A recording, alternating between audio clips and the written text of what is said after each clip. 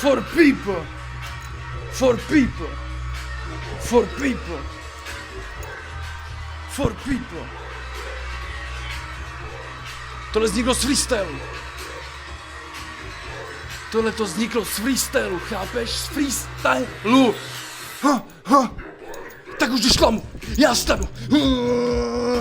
A dám ti nahul.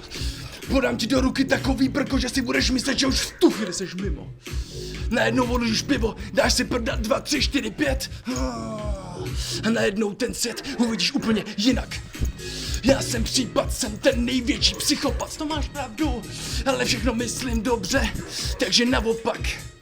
Jsem týpek, myslíš, že ne? Tak seš skřítek omílek, nejseš můj strýček, žiješ jiný příběh.